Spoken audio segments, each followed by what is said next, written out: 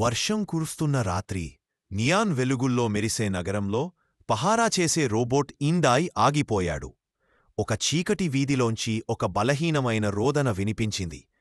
ఒక చెత్తబుట్టకు పక్కన తడిచిపల్లో చుట్టబడి దుమ్ముతో కప్పబడి ఒక నూతన శిశువు ఉండగా ఇండాయ్ సహాయం కోసం స్కాన్ చేశాడు. ఎవరూ రాలేదు. కోడ్ కన్నా జాలిని ఎంచుకుని పిల్లవాడిని మృదువుగా నేలపైనుంచి ఎత్తుకుని ఇంటికి తీసుకెళ్లాడు. అతన్ని శుభ్రంగా చేసి తినిపించాడు. ఆ బాబుకు వీదా అనే పేరు పెట్టాడు.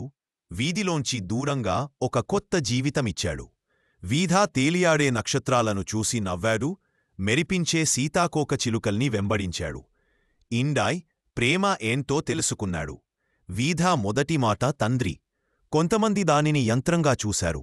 కాని వీధా ఒక తండ్రిని చూశాడు. ఇద్దరూ ఒకరికి ఒకరు వెలుగులుగా మారిపోయారు.